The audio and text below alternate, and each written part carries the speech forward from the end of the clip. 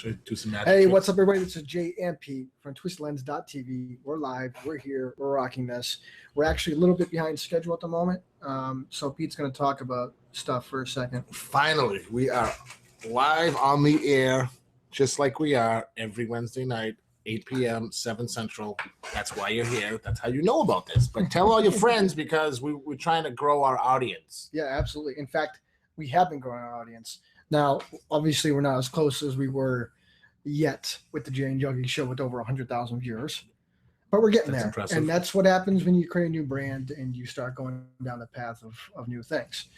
So with all that said, we are here. We're rocking this. There's a giant truck outside making a bunch of noise. And because of this epic new mic that you guys now see in here, we're growing. We're getting another one for Pete soon. Right now, we're just sharing this one. So soon you're going to see two mics. Then you're going to see a different atmosphere, different compound. And then you're going to see some newer cameras. And here's the best part. We're doing whatever we can out of our own pockets to create this show. Obviously, we have the full-length TV episodes that are yet to be released and are being released soon. That is a whole different spectrum. But we've been doing these live broadcasts, and we're having fun, and we're doing this. So we have some crazy stories to talk about tonight. I'm actually trying to get some of the link ups right now. Did you want to talk about the crazy woman that you're furious with right now? Oh, we all are. Yes, I do.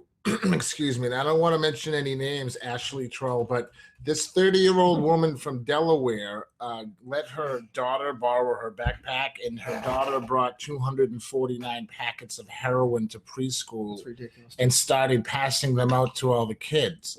Now, imagine yourself as a parent and you hear this sort of new kid. Yeah, right. I would be horrified. Yeah, I said, "What, dude? That's part of why I don't do daycare at all. I have 3 kids, right, as you know. Yep.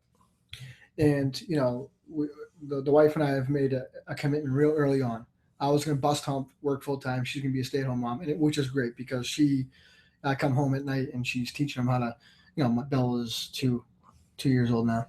Mm-hmm. And she's teaching her like triangles and squares and circles. So the daycare was all, and it's expensive, dude. Daycare is like $400 a freaking week. I don't know how people do it. The price of daycare is out of control. Yeah, it is. I mean, they probably have high overhead with insurance and whatnot. I'm not sure, but I don't know. Insurance ain't that bad.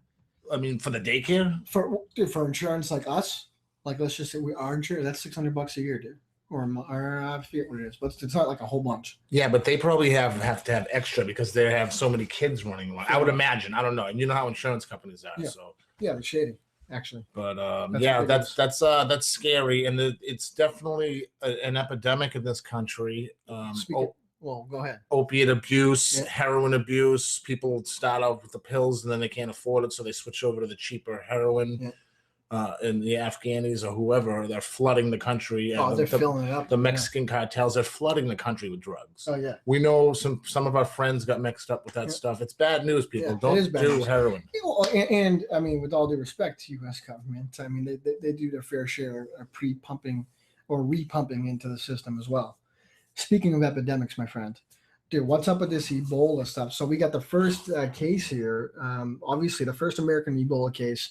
Thomas Eric Duncan has died officially.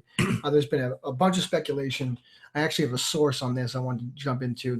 There seems to be questionable debate on his care because he came in through obviously the country. Many believe that because he's black or from Africa, whatever, he got poorer treatment than the doctors that came through. Now, listen to this, though. He didn't fly directly from Africa. I think they said he flew into Brussels and then to Washington and then to Dallas. Well, he lied.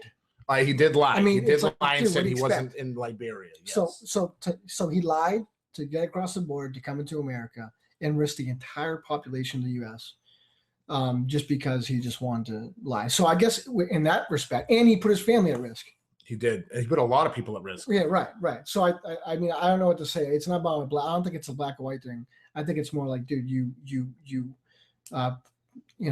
contracted a disease. You did not take the proper precautions, and you were willing to infect an entire population for your own self gratification. I don't see how that works for me, dude. That's kind of weird. I don't know, man. That's kind of weird. Don't you think so? Yes, I think it's very disturbing that it seemed kind of selfish. I mean, obviously, we don't know the entire story because we're not him. Right. I But understand. from what the press releases, Associated Press, is that what you got this one? Yeah, this is actually what is this? Or the This Christian is Science the Monitor. source is the Christian Science Monitor. Obviously the family's clearly upset, which who wouldn't be? They have sorrow, their anger. They go on to say that they really think that there's something about Obama and what he did that made a big issue with this. I can tell you one other thing is for sure though. I get Obama's whatever. I don't agree with the fact that they're still taking flights from there. That's kind of messed up. But there's another. So go ahead. Well, I saw a headline yesterday that said they're going to start doing more thorough screening of people coming from these areas of the world where there's Right. potential epidemic going on. Yeah, I hear you. I mean, I just think it's kind of crazy. And then there's this other article that someone posted, which I just thought was ridiculous. It's coming from the Christ Wire Global Media. Obama, the headline reads, Obama is infecting Christians with Ebola to destroy Jesus and start a new age of liberal darkness.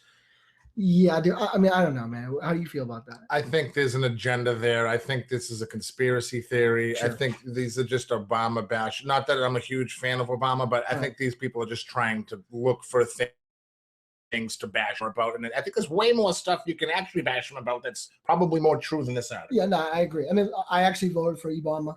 Ebola. Ebama. That's what you should call him. Ebama.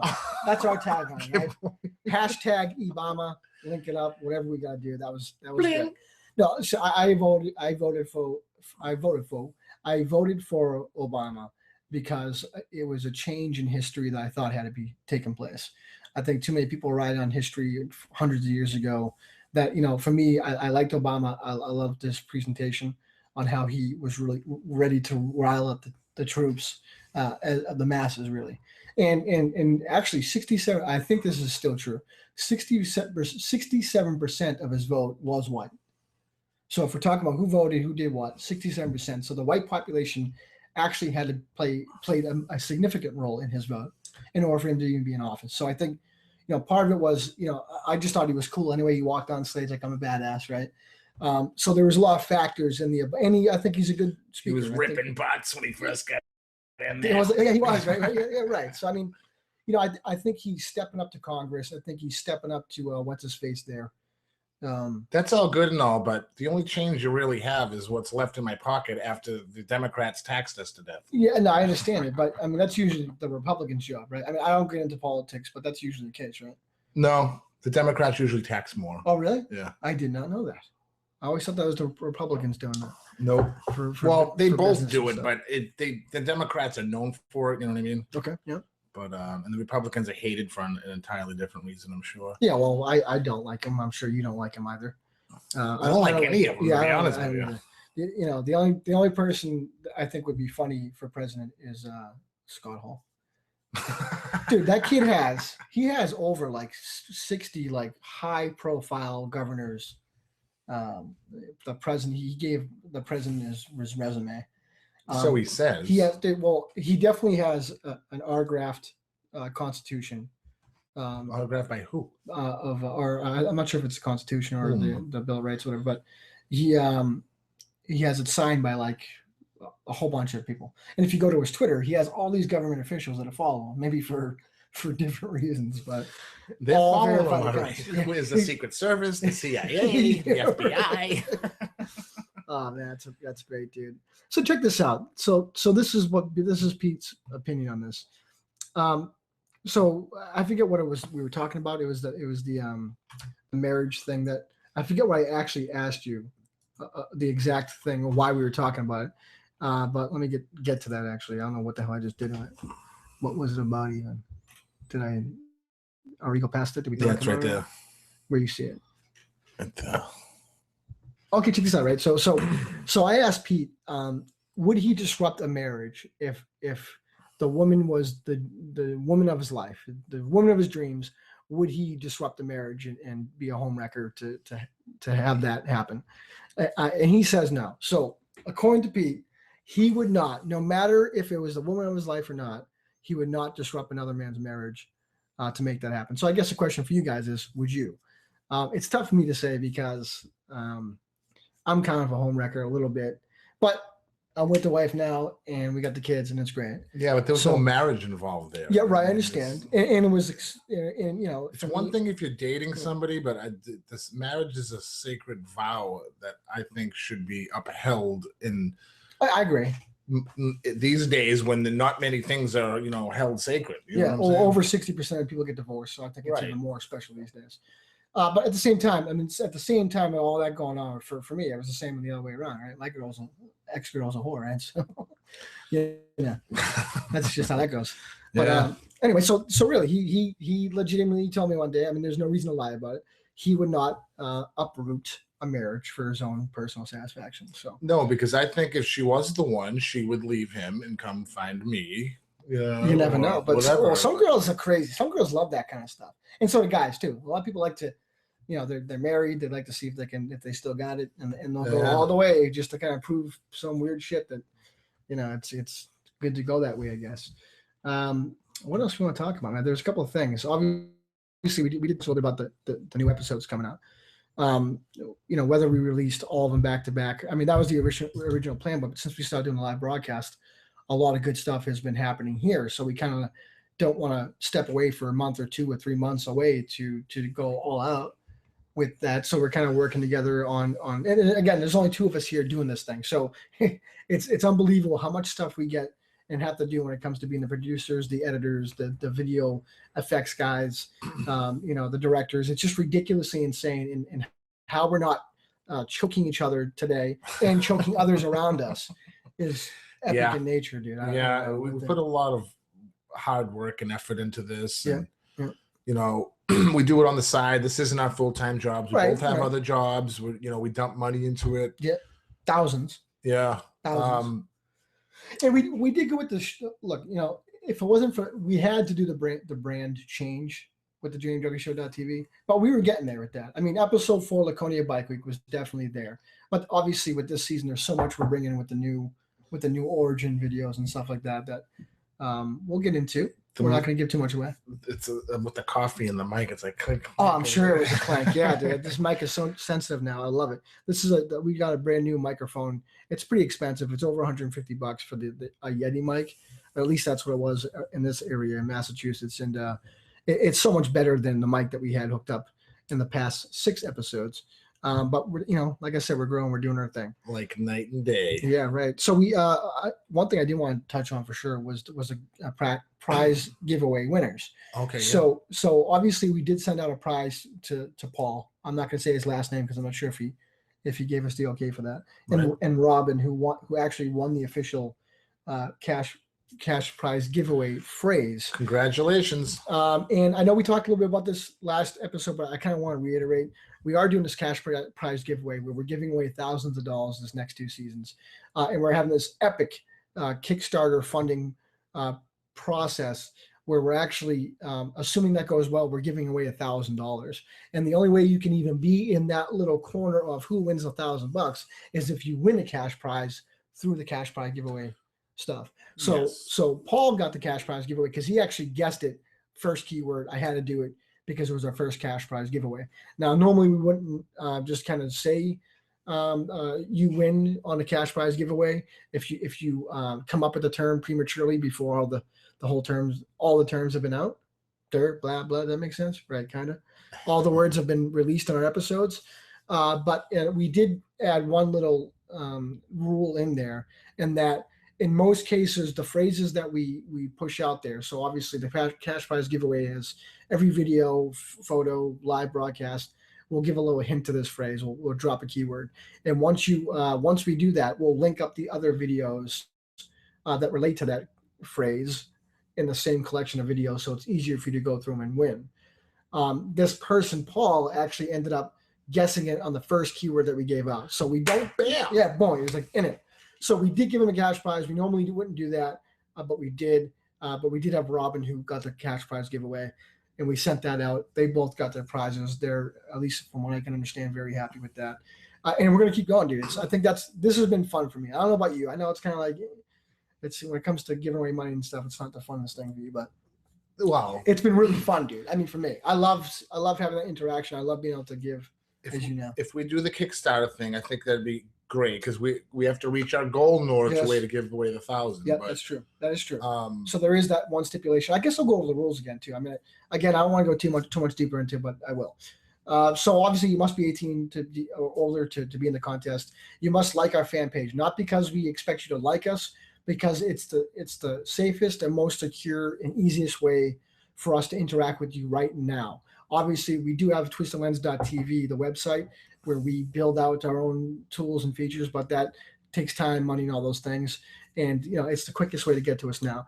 The best way to make sure that you link up and ensure you get these phrases is by hovering over the like button once you like it, and then also clicking get notifications to ensure you get our posts. What else was there? Because Facebook makes it difficult these days. Well, once they start trading publicly, I mean, it's all over. Don't forget YouTube, Twitter. We're all the social media sites. We're all over all of them. Yep. Check us out. Hit us up. Ask us questions. Tell us we suck. Whatever. Yeah. Right? I think sometimes we suck, but I think overall we're doing okay. Hey man, we're trying. Yep. One thing to note though, there's only one winner for each contest. So as we give away the cash prize, give away phrases, and someone wins, there's only one winner.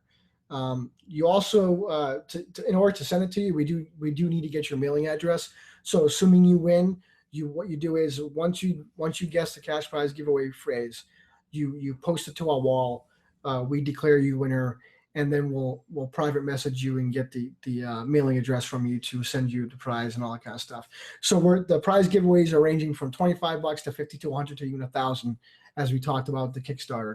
And as we get further, the bigger the phrase, essentially, I think we agreed, the bigger the phrase, the more money it's going to be. So that could work. It'd be more beneficial to you guys to have longer phrases. We did a 3 keyword phrase the first winning one. We'll probably do a 4 or 5 now. And we'll probably just drop a keyword tonight, right? You think we should? You think we should wait? I think maybe we should wait till next week. You think so? Yeah, have them come back next week. Okay. We'll discuss this in between. Yep. Get it down. Boom. We'll be ready for you on that next week. At least for number 2. Oh, but at the same time, though, the keyword can be found in any photo, any video that we produce, any live broadcast, any full episode, any clip.